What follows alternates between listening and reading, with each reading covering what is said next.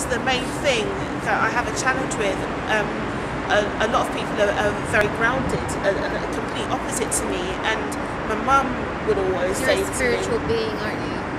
Very much so. So mum would always say to me, oh, you're always in a dream world, what, you know, you need to stop dreaming and, you know, get like grounded. It wasn't the greatest thing, maybe. I think it's the greatest thing. It was until I said to mum, but mum, isn't everything we create, everything created around us, didn't that all begin with a dream as well? Did someone else have to dream to do that? Fantastic. So if I'm a dreamer, doesn't that mean that I can really create great things? Fantastic. And I love it. That stopped that. Yeah. But I think people now have an understanding of me being this way, and what I tend to do is just surround myself with quite grounded people when I need to just get back down and get back into action. Good advice. So yeah. Is there any one book that has been instrumental in your success? I think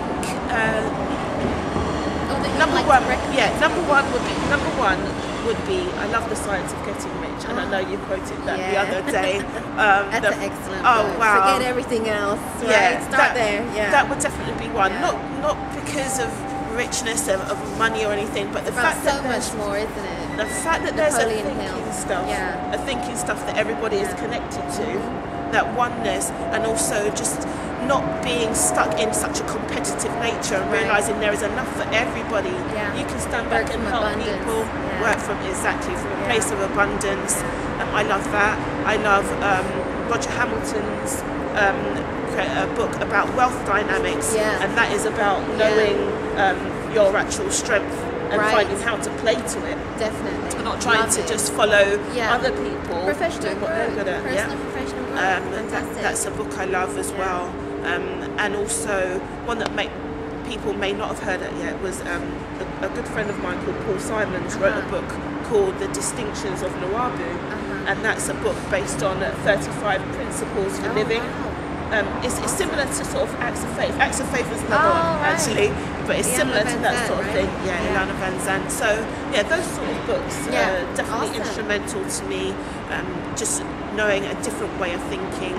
And the final one would be the Tibetan Book of the Living and the Dying. Is an amazing book in terms of the way they just see the world. The way the Tibetan Buddhists see the world. Amazing just to step outside the box and see a whole different world, way of thinking, way of doing things. And so where can we expect to see you in the next few years? Wow, there's a lot of growth happening. The project that the PPSN itself was formed to educate, empower and create leadership, and so we have a lot of different projects towards that end goal, towards that object. But the overall mission is to connect an international network of people with different skills all around the world. And see, the network found you, right? Right. How about that? So our upcoming project is a community school, which will take place next year, and that is for parents plus children to come together to learn skills. Learn skills from different people, leaders in their fields in the community, to make it fun and also to reinforce what their learning is in the home. Not the idea of having a child go to a project and come home and say, "Mum, I learned this," and they can't remember it.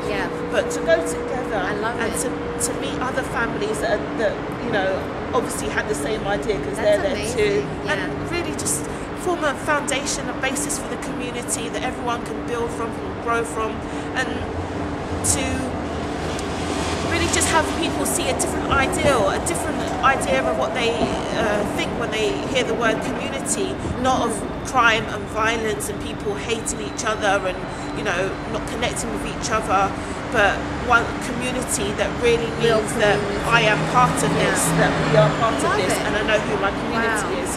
That's where you'll see me, is in the midst of getting all that around me. Really inspiring. Anything in particular that you're working on right now that our audience know about? Okay, well, in the midst of this recession at the moment, and it might be something that can be duplicated wherever you are watching from. A lot of people losing jobs and a lot of work being outsourced. So something that I'm doing with my skills is to teach people to be sales advisors, telesales advisors working from home. Fantastic. And connecting them or connecting via me through people that want to outsource their sales and expand their business. So they're able to work from home, have the training because and the motivational support. Are able to do these kind of skills, you know, and again, it's about your social networking, connecting the right people to the right source, and I really love what you're doing. It's fantastic.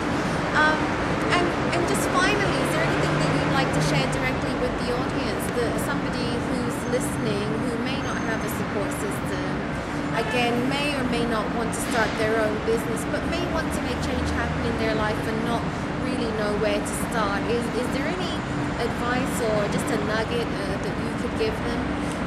I would really say just think about your secret wealth. There are people that are around you that you do know. Obviously there's that strength that is within you already. My favourite quote is more is within you, and definitely that's been my strength. If I didn't have connection to God, or my faith leading me, I have no idea where I'll go. So whether you're Christian or whatever faith you are, having faith in something bigger than yourself is definitely something that has helped me. But your secret wealth is in those people around you that you know, that you see every day, that you don't really think about how, and the people that they know. So maybe going down to the corner shop for your newspaper, you know the guy in the shop, you may know the postman, the person, just knowing that you're not alone, you're connected to everybody. What you're doing is part of everyone, and the gift that you have is something that everybody needs. It's unique to you, and it might be something that's so natural to you, but so challenging for someone else. So I'll say just see that value in yourself and think of a way to share it, to give value to somebody else every day. Just, you know, if every day you can leave one person just a little bit better off because of something you said. I know it sounds idealistic, but it's everybody taking one action is something that can, everybody taking one action is what causes movement, every movement. So, you know, just do your little part every day. Just maybe pick up the phone and say hi to a friend, or give someone a hug, say a nice word, say good morning to someone walking down the road. Smile. You know, just smile. You never know who's falling in love with your smile. Single lady, single man. You know, something like that. Just the simplest things make the biggest changes. So that would be. You've given us some really awesome advice and things to think about, Sophia, and I really appreciate you making the time, because I know that you were really busy and on your way to another function. Thank you. You made the time for us, and I really appreciate it. How can our viewers contact you? Okay, the best way to contact me is to visit the PPSN's social networking website, because I spend a lot of the time while I'm working at home logged in there, so you can always leave me a message or have a look at my page and find out a little bit more. The address there is www.theppsn, and that's P for positive, P for people, S for skills, N for network, theppsn.ning.com. Or to find out about me personally, you can visit sophiabailey.co.uk. Thank you. Well, that's fantastic. I really have appreciated speaking to you, and I've enjoyed it too. I've enjoyed it too.